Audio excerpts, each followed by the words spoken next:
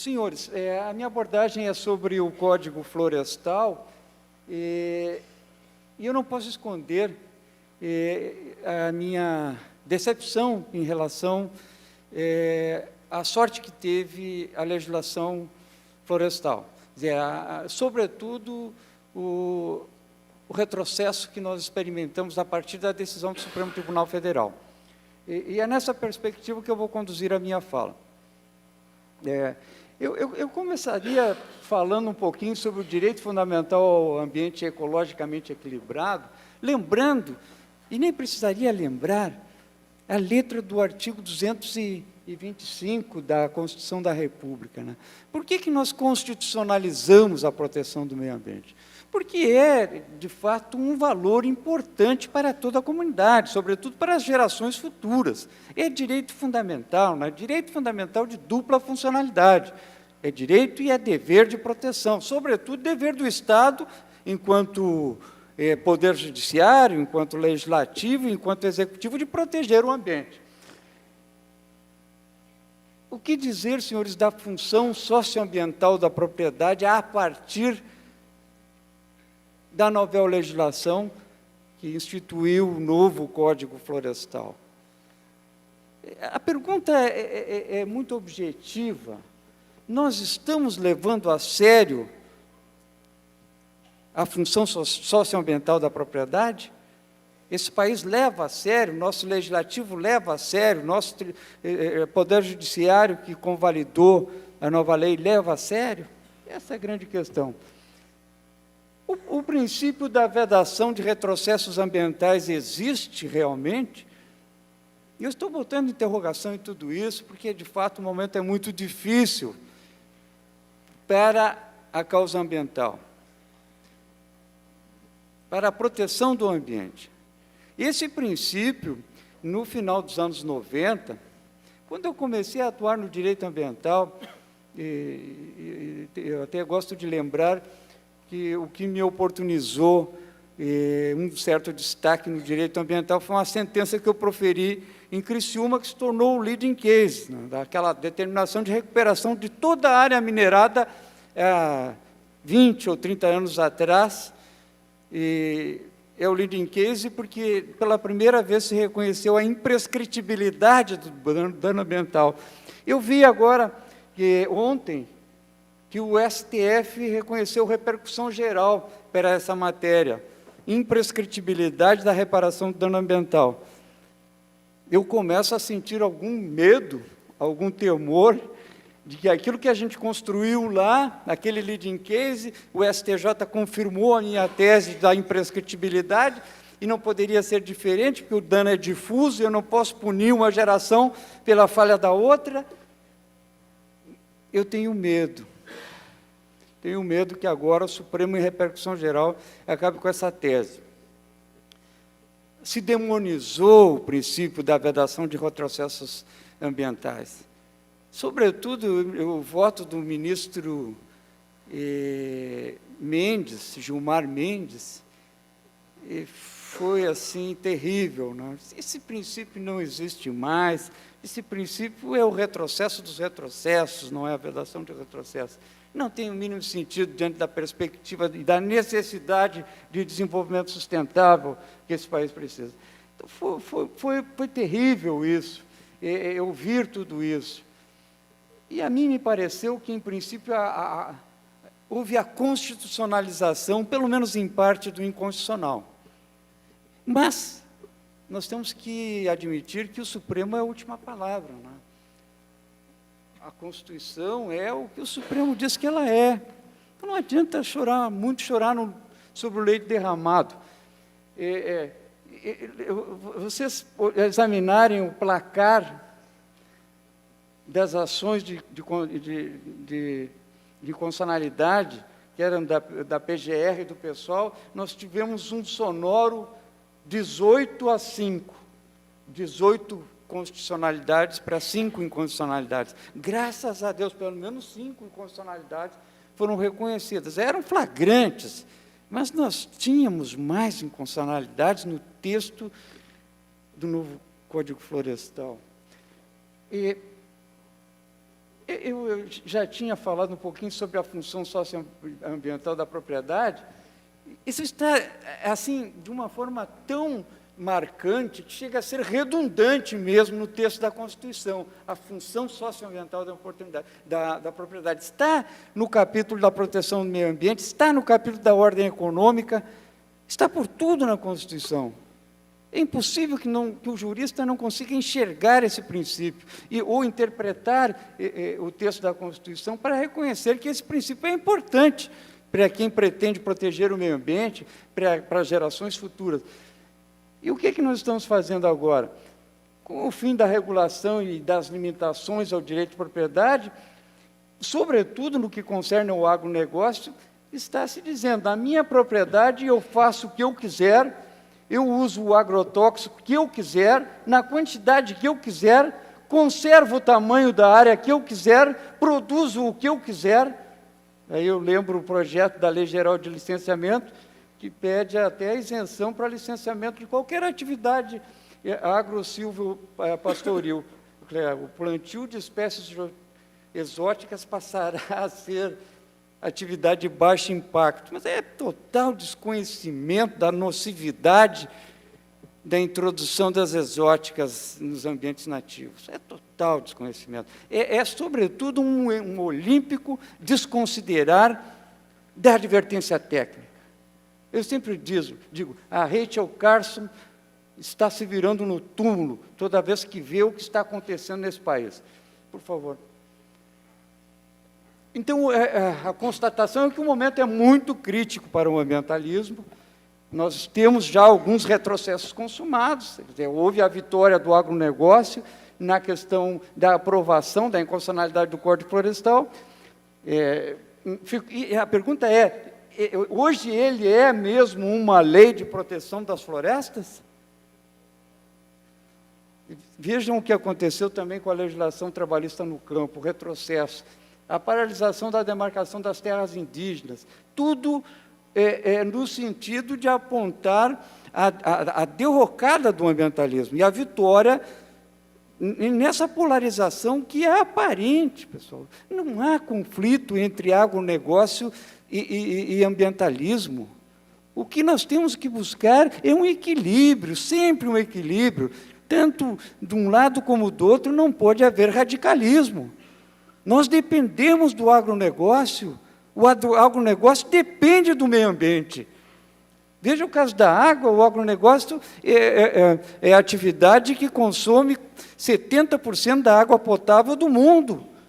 Mas, paradoxalmente, é a atividade que mais degrada a água, é aquela que mais precisa dela. E é essa a questão, buscar o equilíbrio. Eu escrevi um trabalho sobre agronegócio e meio ambiente, que está no livro da Embrapa, mostrando justamente isso. O agronegócio não precisa se forrar, se imunizar em relação à proteção do meio ambiente. Pelo contrário, muito mais ele tem obrigações ambientais. O que ele precisa é de outras coisas, ele precisa de incentivo para competir no mercado internacional, precisa de preço, precisa de redução do preço dos insumos, precisa de um modal de transportes adequado. Isso sim, isso é que nós temos que colocar na pauta de discussão. Não é com a liberação de agrotóxicos, com a liberação do desmatamento, com a redução das áreas de proteção que nós vamos conseguir avançar. E é essa a questão. Por favor. Ameaças iminentes. Nós sabemos, vocês devem saber também, que é a lei dos agrotóxicos, que é uma lei muito boa, considerada mundialmente uma das leis mais avançadas de proteção do ambiente, da saúde e da agricultura, está correndo um sério risco. Está para se flexibilizar o sistema de registro, cai o controle da saúde e do meio ambiente, e nós sabemos, os dados da Anvisa estão aí todos os dias do Programa de Resíduos de Agrotóxicos, mostrando que nós estamos sendo envenenados em doses homeopáticas todos os dias, com 40%, 90%, até 100%, quase 100% de resíduos a mais, das amostras contaminadas, e nós vamos retirar o registro da Anvisa. Nós vamos suprimir esse registro, fica com a agricultura. E data vênia, tem muita gente que é vinculada ao Ministério da Agricultura, fundamental, um ministério que tem uma obra fantástica, mas nós sabemos que esse ministério nunca teve apreço pelo meio ambiente, ou pelo menos não como merecia o meio ambiente. Quem cuidava dessa questão do controle fitossanitário e da saúde ambiental, que é o conjunto da saúde humana e a saúde do meio ambiente, nesse aspecto mais amplo, quem cuidava sempre foi a Anvisa e o Ministério do Meio Ambiente, o IBAMA e os órgãos ambientais, a Fátima, aqui nos estados também. Outro retrocesso é a lei do licenciamento ambiental, e estamos falando sobre isso, vai ter outros painéis, para lembrar mesmo que o texto não era ruim, mas as emendas são escandalosas, há um risco sério de descontrole, sobretudo quanto ao agronegócio, novamente, para variar, a criação da figura do licenciamento autodeclaratório, para mim é um escândalo. Esse acordo que se fala que houve entre ruralismo e ambientalismo é uma grande farsa, porque não tem acordo nenhum. E isso, jogar para os estados, sem embargo da importância dos estados, das unidades da federação e do estado, que precisa ter o seu espaço, isso vai gerar uma guerra fiscal ambiental. Estados e municípios cuidando disso, eu acho bastante temerário. Por favor. O que nós tivemos lá, então, foi esse embate a partir da falsa polarização. A audiência pública, pelo amor de Deus, eu assisti inteiramente essa audiência pública, inclusive eu participei de uma banca de doutorado recentemente, em que a pesquisa era essa. Audiência pública no Supremo Tribunal Federal. Para que fazer isso? É uma falácia. Fazer uma audiência pública custosa, ouvir todos os responsáveis técnicos, os especialistas sobre a matéria, e não lhes dar ouvidos.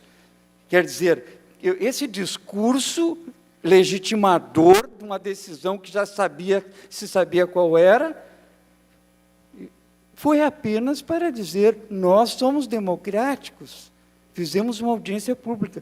Mas todas as advertências do setor técnico, do setor científico, foram olvidadas, com raras exceções.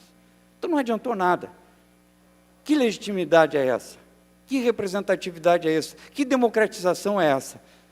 Essa é a pergunta.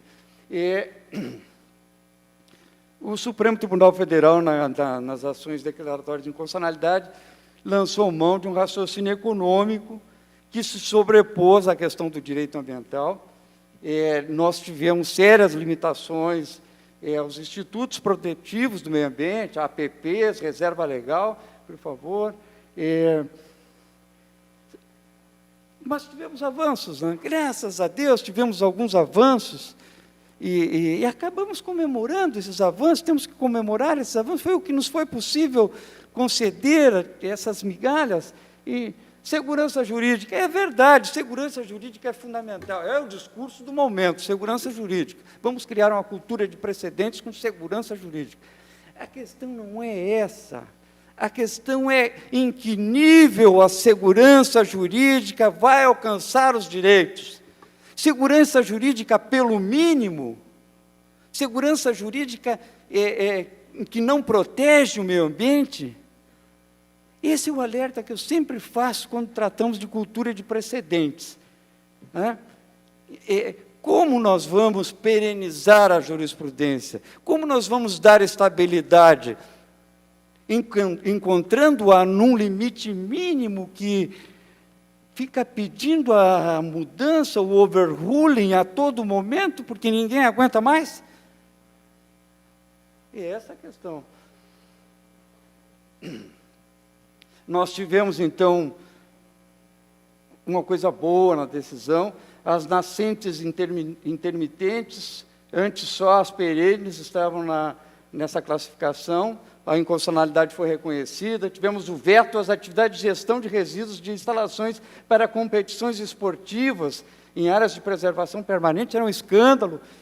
qualquer intervenção em APP por utilidade pública só pode ser efetivada se for demonstrada a inexistência de alternativa técnica e locacional, a vedação de aterros sanitários em áreas de preservação permanente. Vamos comemorar, são grandes avanços, pessoal. Nem tudo está perdido, por favor. Agora, APPs, redução do tamanho das APPs, é uma falácia muito grande, porque o ruralismo sempre apregoou que era necessário simplificar, assim como se está fazendo na questão do licenciamento. Vamos simplificar, todo mundo concorda com isso, isso é um apelo muito forte. Tem que simplificar, que ninguém gosta de complexidade, né? A complexidade é uma inimiga da perfeição, porque você não consegue nem compreender aquele emaranhado de leis, como é hoje mesmo o sistema de licenciamento ambiental, que é uma parafernália, uma coisa louca, precisa mudar. Estou falando mudar, mas não retroceder. A pergunta é essa: simplificou-se? Não. Ficou muito mais complicado do que já era, pessoal. Na prática, os estudiosos sabem disso. Não simplificou nada. O momento de degradação ambiental não apontava no sentido oposto, especialmente quanto às APPs, quando nós estamos preocupadíssimos com a degradação ambiental, que avança assustadoramente, não era para adotar o princípio da precaução? Dizer, não, para aí, pelo menos vamos deixar como está, não vamos reduzir. Está na contramão de todos os movimentos mundiais de proteção ao ambiente. E o mandato constitucional, sobretudo, né? Aquilo que a Constituição mandou fazer. Nós precisaríamos aumentar as áreas produtivas, isso é uma grande falácia, as áreas produtivas de alimentos. Nós queremos mesmo ser o celeiro do mundo, né? Não sei se isso vale a pena, isso não agrega valor. Nós sabemos que é importante, a nossa economia é forte pelo agronegócio, mas tem que tomar um cuidado na questão da redistribuição de renda. Alguém já foi olhar a balança de pagamentos para ver se nós não estamos gastando mais do que investimos nisso? É importante, eu não sou maniqueísta e nem refratário à ideia de agronegócio, acho que tem que investir cada vez mais, mas vamos trabalhar, vamos plantar nas áreas já degradadas. Isso não é possível? Claro que é possível, é perfeitamente possível. O problema não é a falta de alimentos, é a má distribuição de alimentos produzidos. Nós estamos produzindo muito mais alimentos do que nós consumimos. Muito, infinitamente mal. Só que há uma má distribuição. Esses alimentos não estão chegando aonde precisariam chegar.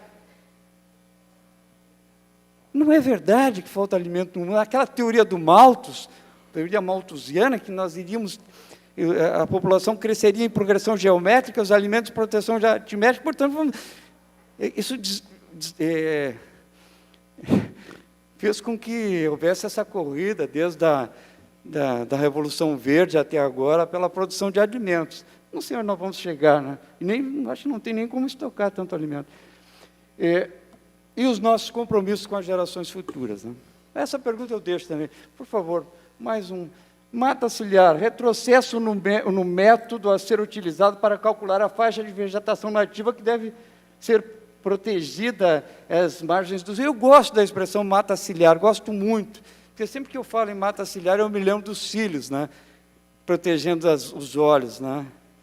É fundamental essa função daquela área de vegetação nativa na beira dos rios e dos lagos é fundamental. Se transigiu com isso, se reduziu, se eliminou, até eliminou-se, então, a necessidade dessa APP. A lei estabelece que o cálculo deve considerar o leito regular do rio, ou seja, o menor registrado no período de seca, quando as vazões diminuem, e não o maior leito na época das chuvas. Ali o artigo 3º, 9º, diz, o leito regular, a calha por onde correm regularmente as águas do curso d'água durante o ano. Por favor. E parece um retrocesso, isso aí vai acabar diminuindo consideravelmente, né? Do ponto de vista técnico, científico, é inexplicável. Retrocesso. a intervenção ou a supressão de vegetação nativa em área de preservação permanente, a autorização para as hipóteses de manguezais com degradação já consolidada para resolver os problemas fundiários de interesse social, as populações pobres que estão situadas justamente nessas áreas. E tem aí a história do direito adquirido a poluir. Já está degradado esse manguezal, deixa ficar aí. Isso se resolveria de outra forma. Desloca esse pessoal. Nós temos muita terra. Reassenta esse pessoal. Recupera aquela área. Do ponto de vista técnico, é possível recuperar. Mas não consolida a degradação. Não há direito adquirido à poluição. A suspensão da punibilidade mediante promessa de regularização do imóvel. Isso é uma gracinha, né? Bom, faz o registro lá e promete que vai regularizar e está suspensa a punibilidade. É como os parcelamentos, né? Pune o honesto, pune o correto. Por favor. Aqui eu digo, liberou geral, agora vale tudo, diria o Tim Maia. Sinal verde para o desenvolvimento de atividades agropecuárias em terrenos com grande inclinação, que antes deveriam ficar cobertos com vegetação natural, pelo risco de deslizamentos e processos erosivos. Isso é um problema sério. Florianópolis vai sofrer com isso. Quando nós começarmos a ter aqueles episódios que tivemos lá em Petrópolis, lá no Rio, naquela região da Serra, e as pessoas começarem a morrer, vão se lembrar disso. Que topo de morro não é lugar para construção. Tem que ter área de vegetação para segurar a terra. Reserva legal. Aqui, redução na Amazônia Legal e tal. Nós estamos com um problema sério de desmatamento, pessoal. Lutando contra isso. Aí você reduz a área de reserva legal e olha o risco que é em previdência, né? Redução do tamanho da reserva legal aqui para unidades de conservação, terras indígenas, por favor, vou correr bastante, já estou terminando, 2 minutos. Essa história da área consolidada é terrível, né? É terrível esse conceito de área consolidada. Cria-se essa anistia, a partir da obrigação de reflorestar e a aplicação de multas e outras sanções afastadas para quem desmatou ilegalmente antes de 2008. Aqui, o CRA, que é um mecanismo interessante, nós temos o crédito do carbono, que é mundial, né? Mas tem que cuidar com o CRA, que é um título nominativo, você pode poluir e vai comprando esse título. Então, o rico, o milionário, o grande poluidor, não é o pequeno produtor rural que polui. Ele pode continuar tranquilamente poluindo e comprando o crédito de carbono. Ele tem dinheiro, ele compra o direito de poluir. É possível isso. É o cuidado, não sou contra, nem o PRA, que é o Programa de Regularização, que acho que é fundamental. Nós precisamos conhecer a realidade e compelir essa gente a restaurar o que for possível restaurar. Por favor. Mas é um prêmio ao degradador, inclusive o acesso ao crédito agrícola a degradadores do ambiente por 5 anos. 5 anos, pode obter até financiamento rural, crédito agrícola, não tem problema. 5 anos. O que era para ser vedado, e sempre foi vedado pela Lei da Política Nacional do Meio Ambiente. Anistia, então, de 2 pesos, 2 medidas, prêmio pelo descumprimento das normas protetivas do meio ambiente. E o que é mais paradoxal, quem preservou vai ficar com uma área de proteção maior do que quem irá restaurar agora. A área de proteção é reserva, limitação, ele não pode usar tanto, né? Vejam o paradoxo. Por favor, há notícias aí da taxa anual de desmatamento crescendo assustadoramente depois de 2012, com a lei do Código Florestal, cresceu muito, 74%. Em 2016, eu fui verificar, por favor, pode passar, os dados de 2017 para agregar nesse gráfico aqui e vi que cresceu na mesma na mesma proporção, digamos assim, chegando perto dos 7 mil quilômetros quadrados. Está aumentando, aumentou. É uma curva ascendente.